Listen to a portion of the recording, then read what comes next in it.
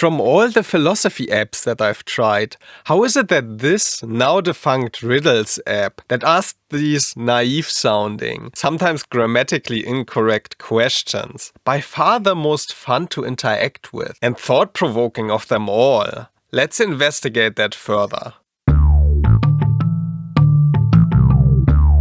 So it basically gives you these riddle-style questions with an additional option to click on the Learn More button to get some extra philosophical context behind it. I think the perfect example of why me and my friends like this app so much is this one from the Forms section. If mountains and rivers share a perfect natural beauty, can it still be so if they likely have excrement on and within them? I mean, this is the perfect example of a so bad that it's good question, right? I love the word likely, for example. Like the idea that there's somewhere some mountain with no doo-doo on it whatsoever, you know? I guess they mean like a mountain on Mars or an iceberg or something like that. I also really like how the questions often use these if statements and start with a presupposition that you already will not necessarily agree with. Like, do rivers and mountains share perfect beauty? Like, at least according to this guy, they do. But like, it's still a good question, right? Say there is a mountain somewhere and a cow has shed on one part of it. How close would you have to be to that dung to not have the experience of beauty anymore? I guess like if my face is closer than 50 centimeters, then I don't think I can really embrace the aesthetic attitude towards the mountain. But I think in general, when you're at regular human height, you won't be that disturbed by it. It might even be interesting. Oh, like, look, what creature was that, you know? It falls within this explorative character of walking and enjoying nature, right? I guess there's two exceptions from it. As soon as it's human created, and obviously like a dog leftovers, then you might start thinking, damn, yeah, I wish the humans would have taken that away, you know? Anything that brings you out of this appreciation mode and into seeing human fallibility.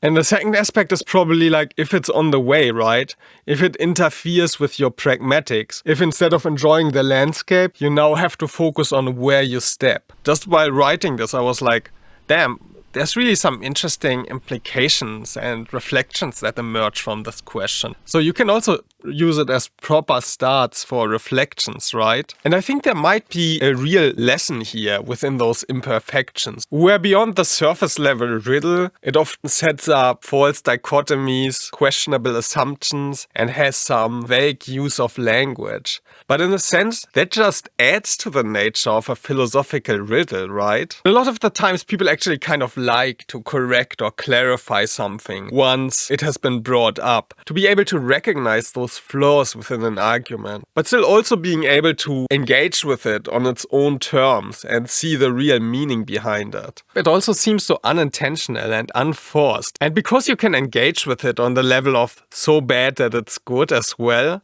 you're not going into it with this association of strained thought process necessarily, even if it can lead to more interesting things.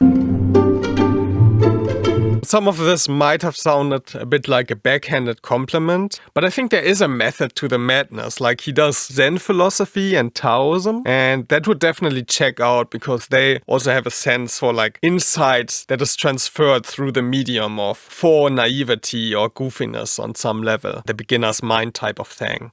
And where it does really matter in terms of design, the app is all of a sudden pretty flawless. If you're interested in a certain topic, you can select it from a list. If you want to be surprised by a random question, you have that option. I also really like how they included the Learn More button. You can first engage with the question on its own term, and then you have another step where you can re-engage with it with added context. So yeah, all the more unfortunate that the app was removed from the Play Store last year.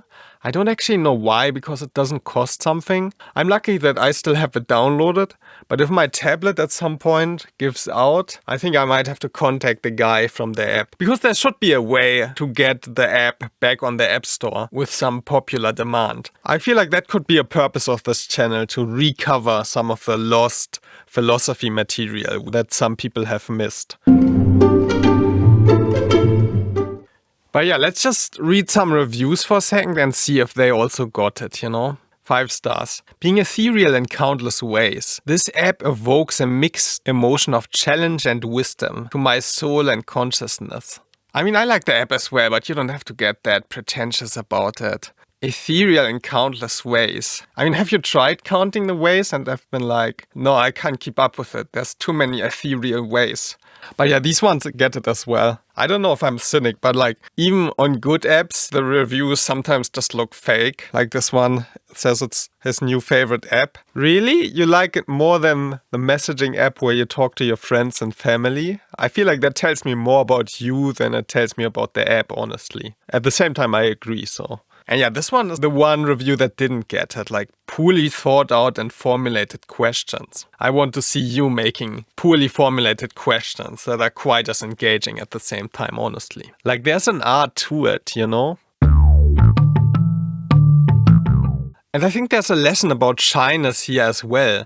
Like it doesn't have to be the perfect question, right? If you want to start a discussion or a conversation. Because even if it is formulated a bit clumsy, you have gotten the ball rolling. I can only say from my perspective that once I realized that I could be, in a self-aware way, pretend naive, pretend proud or clumsy, rather than having this restrictive view of what qualifies as good communication. It would just open up so many new enriching behavioral pathways, you know? Like one of my friends was really good at this. He would stub his toe or something and then he would write like, are accidents real?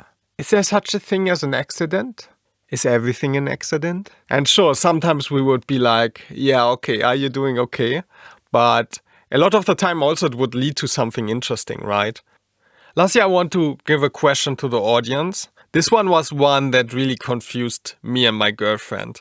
Doesn't taking things at face value mean identifying a face in one's mind's eye in the first place? I will definitely include it in the next video if someone has a good answer here. Bonus points if you manage to guess which philosopher this quote relates to. My girlfriend just wrote that poop is good for the environment. Specifically, penguin poop releases ammonia, which can have a positive impact on the Antarctic environment by contributing to cloud formation. So yeah, you never learn out.